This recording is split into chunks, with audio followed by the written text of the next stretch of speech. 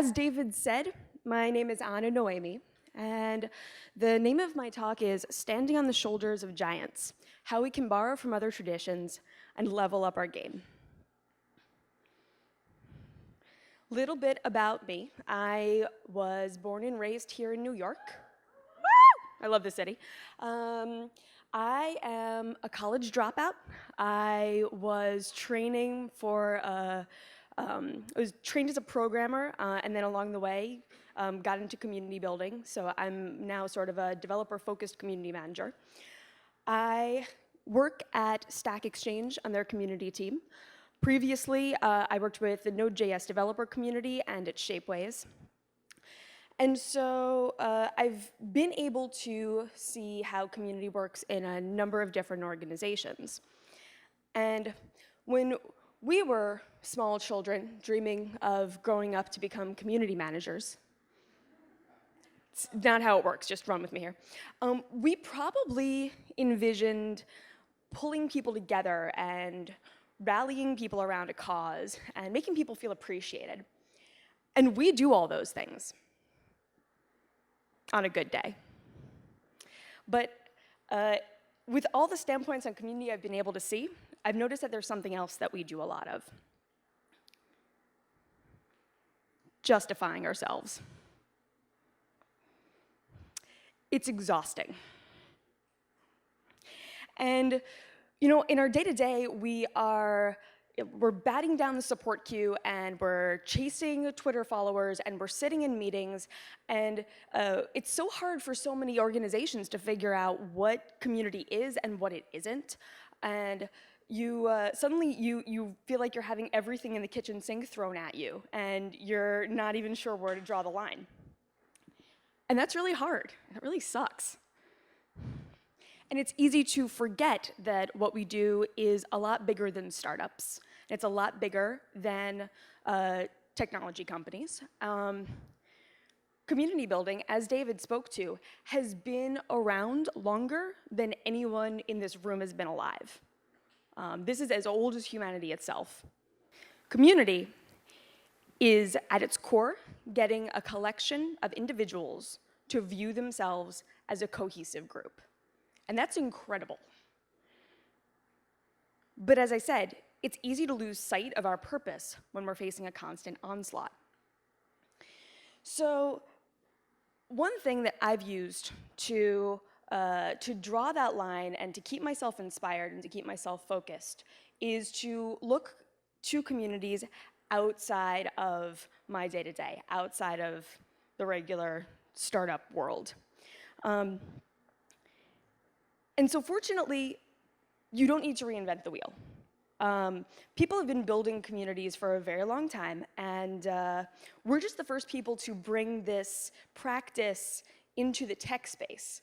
But I believe that if we look to deeper patterns and structures, we can put ourselves back in the driver's seat, and we can begin to create a framework and a methodology around what our work is and what it isn't. So, I want today to help you think about community building outside of the constraints and the stresses of your day-to-day, so that you can begin to create that framework. What I've found is that there are 5 ingredients to any healthy, vibrant community. If you see these things going on, then things are probably working pretty well in your community. These are a cycle of non-transactional giving. This is the opposite of quid pro quo.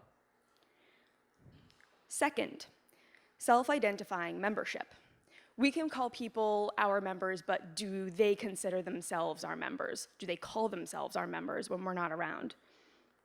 Third, alignment of desires. Until we have a shared belief, a shared passion, or a shared hero, we're not a community. We're just a band of individuals. Customs and rituals that are specific, unique to the group. And finally, the empowerment of individuals. The strongest and most enduring communities don't have central governing bodies They respond, and their path changes based on what their members bring to the table. And so,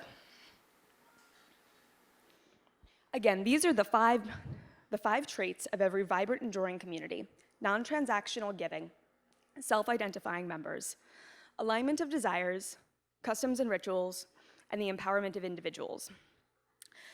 So what I'm going to do for the rest of this talk is examine with you how these 5 traits show up in communities that are huge and incredible and have rallied people and are pretty far outside of our world in tech. I'm going to finally take it back to how these show up in the community I work with at Stack Exchange. So, first community we're going to take a look at: Alcoholics Anonymous. A quote attributed to AA: "I have found that the process of discovering who I really am begins with knowing who I really don't want to be." We're all probably pretty familiar with AA, but just to step through it quickly.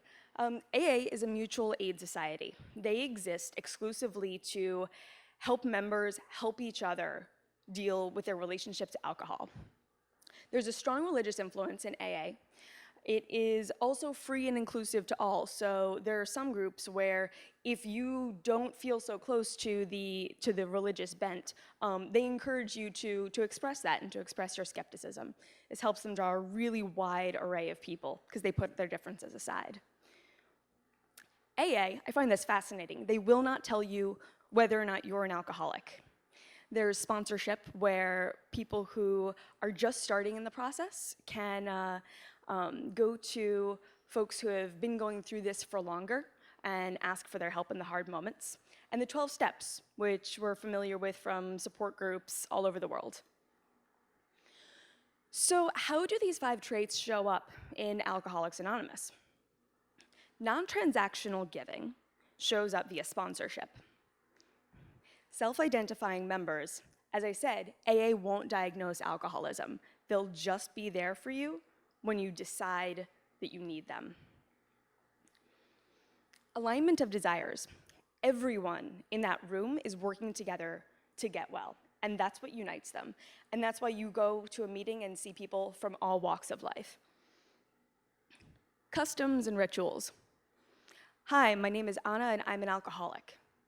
This call and response is incredibly ritualistic, and the sharing that people do at meetings has a very ritualistic bent. Finally, empowerment of individuals. Anyone can start an AA group. There is no centralized governing body. Our next example of a non-startup community is Burning Man. A quote on Burning Man: "It is a Disneyland where the participants create all the rides." Again, quick rundown for Burning Man. It started when, in 1986, a guy in San Francisco called up some of his friends and said, "I want to burn a wooden man on the beach." Today, the event draws 65,000 people in the desert for a week-long celebration of costumes and music and large-scale art installations and partying. You bring your own food, you bring your own water, you bring your own shelter. There are theme camps. The effigy gets burnt. The big burning man gets burnt at the end of the week. Gifting, so you're not allowed, they talk about a gift economy at Burning Man. You're not allowed to exchange commerce. And the idea of leave no trace, it's one of the 10 principles. You make this city and then you break it back down. So how do the 5 traits of an enduring community show up in Burning Man? Well, first, actually, I'm going to give you a couple visuals from Burning Man because it's just so pretty. People really, with their art installations, they really push the boundaries of what you can do with size and scale and push the boundaries of engineering, and I think that's really fantastic. So, the 5 traits in Burning Man. Non-transactional giving, again, that shows up in the gift economy. You're not allowed to exchange commerce of any kind except for in Center Camp, where you can buy ice and a couple of kinds of beverages, and all of that money goes back to the town closest to the desert that has 65,000 people descend upon it. Self-identifying members. Burning Man is kind of a culturally abnormal activity. It's hard to explain to people. So wait, you're telling me that you're taking off a week from work to go to the desert to wear a tutu? What? So it kind of draws people who are already bought into the idea or who are going to think that the idea is ridiculous no matter what. Alignment of desires. That shows up in Leave No Trace. It's not easy to get 65,000 people to scour their campsite when they leave, trying to pick up every last feather and piece of glitter from their costumes. Rituals and customs, that shows up in the effigy burn. Empowerment of individuals, that shows up in theme camps. And so camps will, there's one, for example, there's a camp called Costume Cult, and they take costume donations all year long, and then they give them out to everyone, or lend them to everyone in the desert. And it's a way, theme camps are a way to have a smaller subset of the 65,000 people offer something to the rest of the group and put their mark on the event. The third community that I'm going to take a look at is Linux. A quote from the Linux project creator. I think fundamentally, open source does tend to be more stable software. It's the right way to do things. Linus Torvalds. Linux, again, I'm sure we've all heard of it, but it's an open source alternative to Windows and Mac. It's free for everyone to use and to modify. There's a long tradition of community and corporate symbiosis. Today, it is the leading operating system on servers and large computers. Linux user groups, where anyone can start a group and help people get together to help each other use this software. The community provides support to one another. There's no governing body there's no corporate entity that can provide customer support, so the community does it for themselves. And there's a strong countercultural, anti-corporate ethos. You hear Linux people talk about the idea that software should be free. The 5 traits in Linux, they show up in the following ways. Non-transactional giving. The entire project was built by volunteers. Self-identifying members. So again, that shows up in Linux user groups. People who use Linux tend to be willing to put up with a hard experience in order to know more about how their system works. Linux user groups are a way for those people to self-identify and to kind of tighten their tribe. Alignment of desires. It's the anti-corporate ethos. Linux came about because the developer community was using similar software which was open source, and it was then made closed source. So the Linux developer community really didn't agree with the way large corporations were handling software and these large projects. So a big part of any community is not so much who we are, but we're defined by who we're not. And so that's what shows up there in Linux. Rituals and customs, lots of shouting. So I'll explain what I mean by that. I thought a lot about how rituals and customs fits into Linux. It's more of a stretch than you find with something like Burning Man, but a very common part of the experience as a community member is to actually be told that you're an idiot and your ideas are wrong.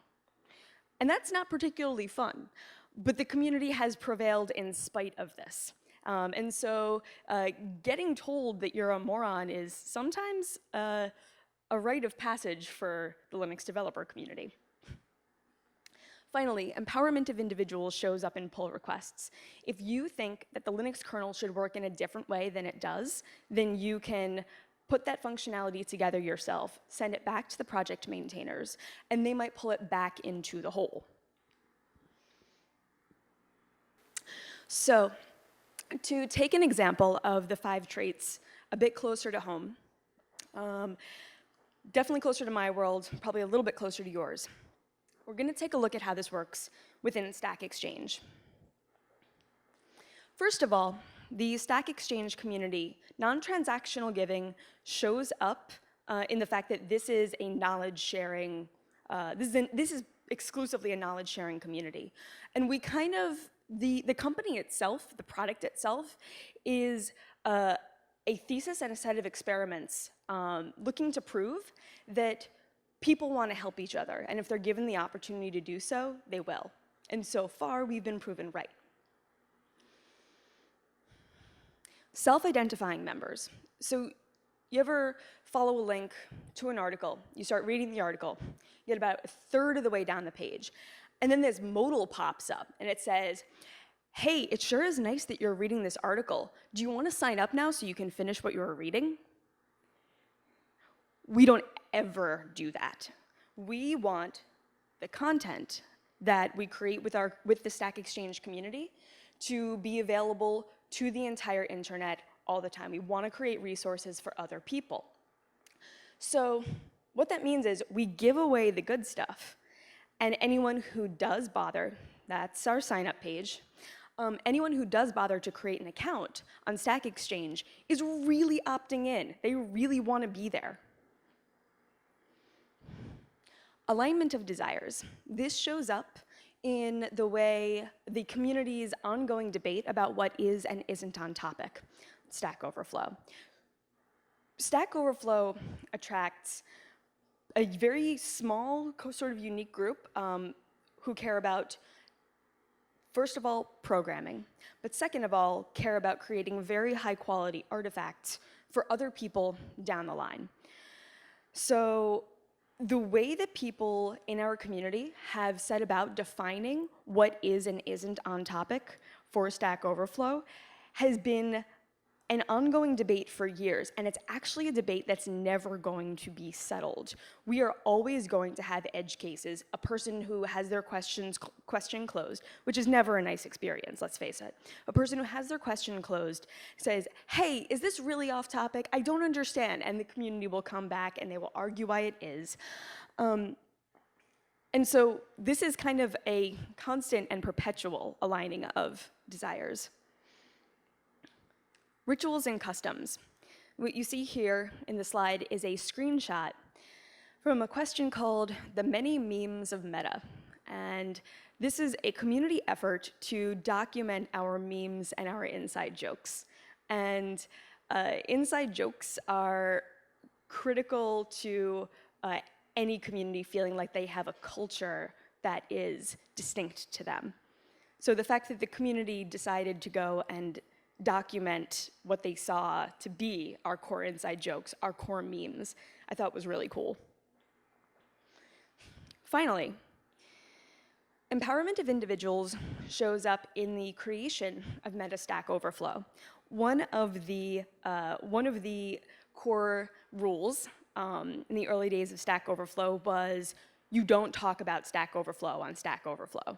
You do not talk about how the site works. And people did anyway. And we say, no, you're not supposed to do that. And they still did. And finally, a couple of community members created a place off of our site to talk about how our site worked. At which point we had to say, okay, you were right, we were wrong. Here, have a place to talk about how this site works. Have a place to talk about our policies. And Meta Stack Overflow was born. So where does this leave you?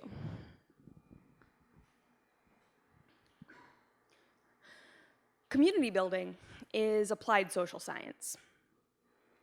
And these other domains give us a framework and a way to put forward what is and isn't community building.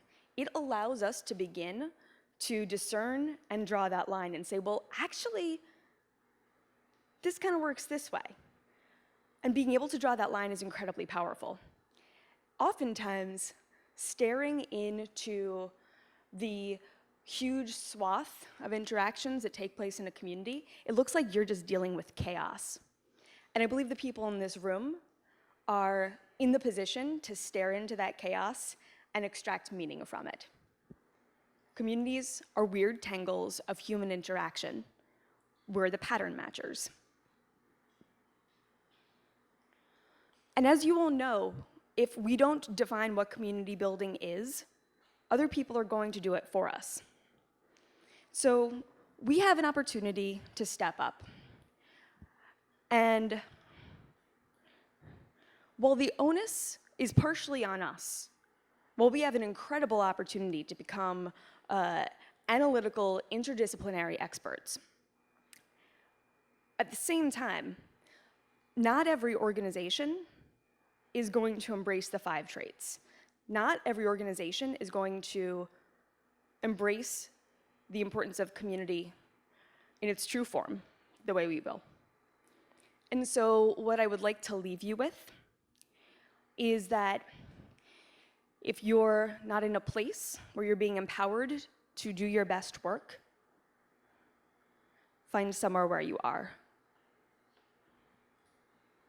Thank you.